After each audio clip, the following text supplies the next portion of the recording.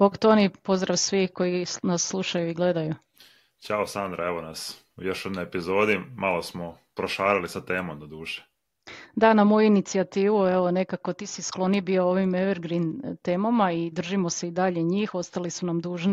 Ostala nam je dužna još jedna tema koja se tiče hrvatskih brokera i kako preko njih investirati. To je nešto malo zahtjevnije i ispalo nego što smo mislili, pa ćemo trebati još koji dan za proučavanje, malo da dobijete neku kvalitetniju usporedbu u odnosu na ono što smo već prije snimili, ali evo danas sam ja nekako odlučila da malo krenemo u nekom drugom smjeru i Toni se složio, a to je da komentiramo aktualnosti, odnosno teme koje evo možda nas onako bocnu kad čitamo s portala i želimo znati više.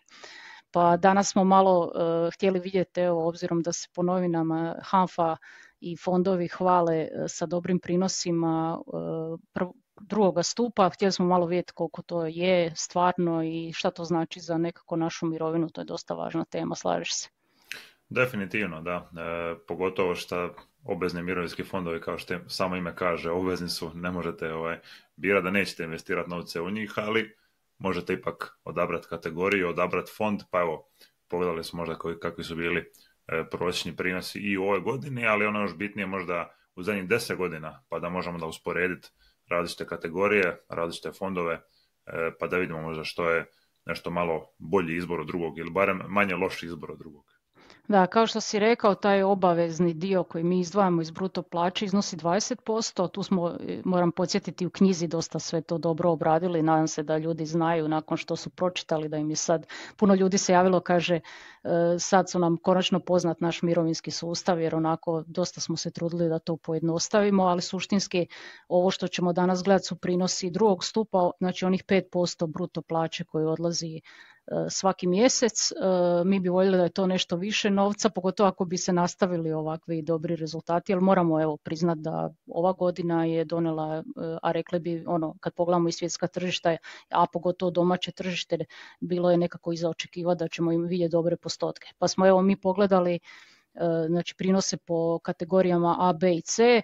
Možda isto tako za podsjetiti da pogledate u kojoj ste kategoriji prije nego što poslušate ovaj podcast, jer možda će biti korisno se i prebaciti. I o tome pišemo u knjizi, a i mlađa ekipa evo konačno, obzirom da je sklona nebiranju fonda, pa evo unatrag par godina ih je država odlučila i to bih rekla konačno odmah svrstavati u kategoriju A. Pa vidjet ćete zašto, evo kad krenemo malo detaljnije u prinosima. Pa evo tebi ću dati čast da otvoriš sa brojkama. Voliš, inače si inženjer koji voli brojke, pa evo ti prilike.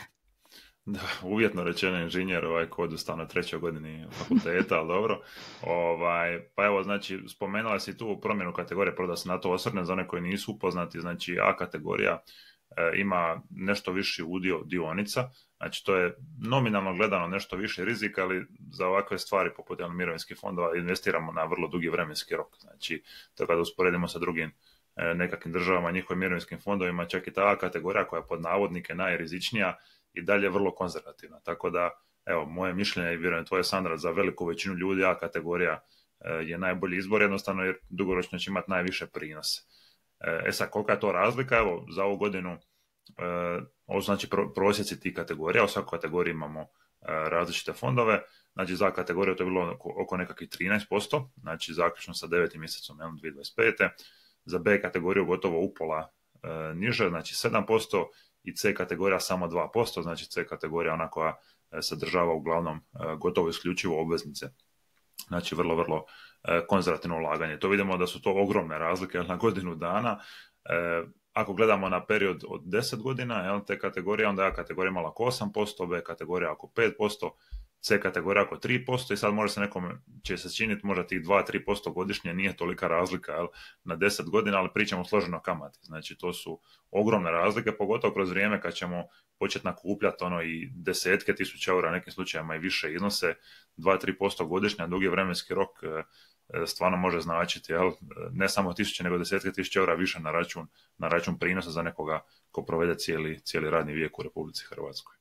Pa da, i u samom iznosu mirovine, nedavno sam računala za neku radionicu, a nisu se tu sad brojke drastično promijenile, ali to može biti 600-700 eura razlika u samoj mirovini, recimo na prosječnu hrvatsku plaću 40 godina ovakvih prinosa može donijeti razliku, kažem, 600-700 eura u mirovini, pa onda vi vidite. Jel? Znači vrijedi sad malo promisliti, pogledati gdje ste i ako kažem, teško je sad projicirati prinose i ovo su stvarno dobre brojke, pogotovo ova godina, jel, i pogotovo na kategoriji A, ali generalno gledano nekad se te razlike u prinosima 2%, jel, između svake kategorije nastave u odnosu na neko ko isto zarađuje ćete imati različitu značajnu mirovinu. Tako da, evo, nije neki veliki pomak, možda otići na e-građane ili fizički na šalter Egosa u FINU i napraviti tu promjenu kategorije.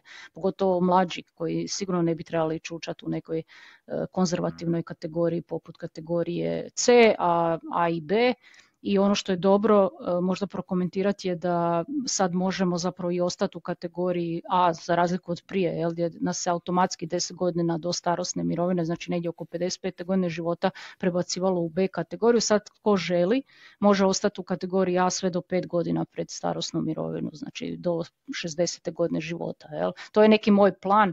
Malo je rizičniji nego možda nekoga drugog, ali generalno mislim, kao što si sam rekao, da je to dovoljno dug vremenski period da se te stvari zapravo, da vidim veći benefit ostanka u A kategoriji, tim više što evo i ja smatram, a i ti se vjerojatno slažeš, da imati, ne znam, 40% dionica ili 30, vidjet ćemo sad i udjele po pojedinim fondovima, kad malo budemo pojedinačne komentirali, nisu tako veliki. Jel? Jest da su previše izloženi Hrvatskoj, ali nisu tako veliki da bi to označili sa nekim prevelikim rizikom. Bar tako ja razmišljam, a vjerujem da ti si još skloniji možda riziku, jer si puno mlađi od mene. Pa definitivno, da, definitivno. Kažem, uvjetno rečeno ta kategorija koja je najrizičnija je po meni dalje vrlo konzervativna. Sad znači, unutar svake kategorije isto postoje velike razlike. Tu smo pogledali ipak nekako malo duže vremenske periode, jel, poglavito uvijek želimo u svijetu investiranja dobiti što je moguće više podataka. Nažalost, tu možemo dobiti tek nekakvih 10 godina gdje možemo stvarno uspoređivati znači, sve kategorije i sve fondove. I to je znači u A kategoriji PBZ Croatia osiguranje u zadnjih 10 godina ima najbolje prinose, znači gotovo 10%. U B kategoriji to je bio Erste Plavi, nekakvih 6,5%, i u C kategoriji isto Erste Plavi, nekakvih 3,5%. Znači to su značajno viši prinosi od prosječni za 10 godina o kojima smo pričali, ali opet treba napomenuti da nije to nikakva garancija budućih prinosa, ali kad bilo čim u investiranju, mi sad ne znamo hoće li ti isti fondovi u idućih 5 godina ili 10 imati najbolje rezultate, ali ono što možemo je pogledati recimo strukturu ulaganja, pa na temelju toga zaključiti koji barem fondovi imaju veću vjerojatnost da ostvare bolje rezultate, a to je poglavito u koje imovinske klase ulažu, odnosno alokacije investicija, i tu smo nekako fanovi više fondova koji ulažu više u dionice, a nešto manje u obveznice. Da, i tu je važno reći na taj dugi vremenski rok, jer pogotovo kažemo ova godina bila dobra, da li će biti sljedeća ne znamo, ali na neki dugi vremenski rok to bi trebalo dati, ima veću šansu dati bolje rezultate nego neka konzervativna strategija. Iako normalno nije sve za svakoga, ali generalno gledano kad pričamo o mirovinskoj štednji, rekla bi da je to prilično konzervativna, treba biti konzervativna strategija i tih nekih maksimalno 40% dionica koje ovi fondovi imaju, ja bi svrstala u konzervativnu strategiju, tako da evo, ja s te strane mirno spavam. Ti si naveo najbolje, možda da spomenemo i najgore, boli pomalo pogledat prinose konkretno Raiffeisena, pa kad pogledamo i na 10-godišnjem razdoblju je imao najlošije prinose, znači oko 6% godišnje, što nije u kategoriji A, što nije tako općenito gledano loše, ali uvijek gledaš se usporediti s drugima, jel? Kad igraš neku ligu ti znaš košarku, jel? Možeš ti biti dobar, ali ako ovih 3 ispred tebe bolji, onda si ti najlošiji, onda zapravo je u kategoriji A, znači ako pričamo da je tu nekih najbolji fond imao 10%, najlošiji oko 6%, u kategoriji B također su na 10-godišnjem razdoblju za 2% boda loši, pa čak i u kategoriji C. Znači možemo reći da je to slično vrlo i na razdoblju od početka ove godine, što nekako meni govori da tamo ekipa treba malo pogledati što radi i da evo možda to neki alarm i za ove koji su u tom fondu da razmisle da li je ta strategija koju njihov fond slijedi najbolja. Evo, to je možda najbolja poruka koju možemo dati, da zapravo radimo neke izbore u životu i da ne zadovoljavamo se sa lošim prinosima ako možemo kod nekog drugog zaraditi bolje. Jer nije nama općenito u cilju niti slaviti, ni od ovih kompanija, niti napada, čisto prenosimo rezultate i gledamo što je najbolje za nas osobno.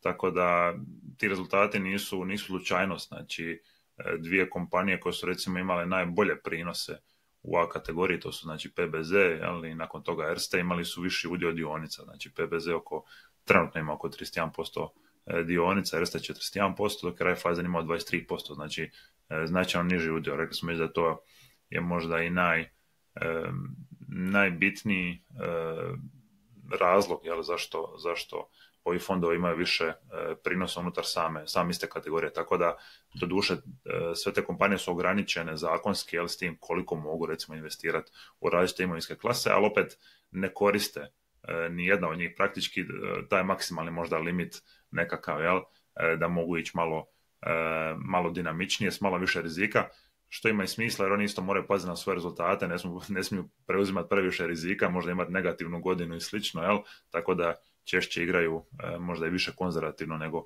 nego što bi trebali, ali onda, mi tu nemamo puno izbora, osim da odaberemo kategoriju, odaberemo fond, a onda da samostalno investiramo možda na nekakav drugi način koji je više primjeren nama, našim nekakvim osobnim ciljevima. Treba reći da su ovo službeni rezultati HANFA za 9. mjesec 2025. Tako da možemo zakačiti link u opisu videa gdje možete svaki mjesec si pokupiti ovakve analize. Tu će biti i rezultati i za recimo dobrovoljnu mirovinsku štednju koju ćemo prokomentirati također, ali evo recimo nije loše za svoju mirovinu, iako je obavezno izdvajanje za nju, morat ćete isto tako, ako ne napravite nikakav odabir, znači kategorije pa ni fonda, jednostavno živite s ovim rezultatima koji vam ti fondovi donose. Tako da bih rekla da je neki minimum te neke financijske pismenosti zapravo da pogledamo, da znamo u kojem smo fondu, u kojoj smo kategoriji, koliko nam je stanje tamo na tom računu i da li možemo nešto napraviti za danas da bi popravili svoje stanje tamo negdje za 10, 20 ili 40 godina kad idemo u mirovinu. Tako da evo, to je sugestija, otiđite na Regos, pogledajte gdje ste, već smo o tome i pisali i pričali, ako bude trebalo pišite u komentarima da i nešto još dodatno pojasnimo, ali evo, to bi bio neki naša poruka da se malo aktiviramo svi skupa, da si unaprijedimo iznose koje ćemo sutradan primati u vidu mirovine.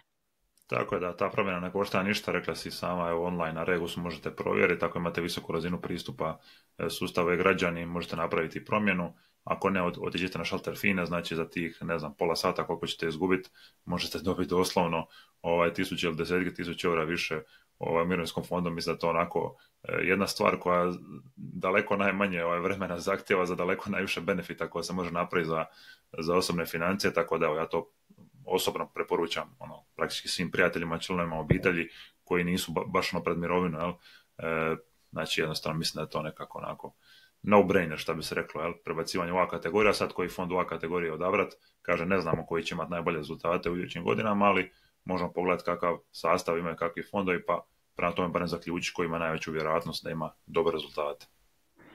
Tako je, evo, mislim da je s ovim da smo pokrili, ako ništa drugo, aktualnost, vratit ćemo se rezultatima sigurno do kraja godine još koji put, a pogotovo kada završi 2025. kad možemo napraviti neki bolji pregled. Do tad tko nije, neka razmisli o svojoj strategiji mirovinske štednje u drugom stupu i napravi potrebne promjene ako želi. Ako ne, evo, to će biti, neka dijeli onda sudbinu onoga što tu dobije. Mi smo, evo, moja strategija, kao što sam rekla, da ostanem malo ću riskirati do tamo negdje 60. godine. U knjizi smo rekli da bi to nekako bilo pametno 15 godina prije starosne mirovine možda promisliti još jednom, pa onda svakako odlučiti ili ostati ili u toj kategoriji ili mijenjati, ali evo, ja sam se odlučila na malo veći rizik, tako da nadam se da neću požaliti. Javim za koji 10 godina kakva je situacija, jel? Treba samo još napomenuti da treba staviti ove prinose od ove godine nekakav kontekst, da je godina stvarno bila odlična za veliku većinu imovinskih klasa. poglavito za dionice, pa evo tako je američki S&P 500 u istom periodu, unatoč početku godine koji je bio jako loš, je u plusu nekakvih 14% od početka godine do kraja 9. mjeseca, tako da i dalje pobjeđuje čak i fondova kategorije koji su imali vrlo dobre prinose, tako da evo, jednostavno štednji, odnosno investiranju za mirovinu možemo pristupiti iz više različitih uglova. Znači, jedan od njih je obvezna štednja, drugi je nekakva dobrovoljna kroz treći stup ili paneuropsku mirovinu, ali su tako i samostalno investiranje naravno jedna od opcija. Da, o tom smo već puno govorili, pa se vratite na neke naše ranije epizode. Evo, s ovim bi stali, nadam se da će vam biti ovo ok, da smo vas potakli da malo razmišljate i evo, krenite i djelujte. To bi bio naša poruka. Tako je, vidimo se u idućim epizodama. Pozdrav!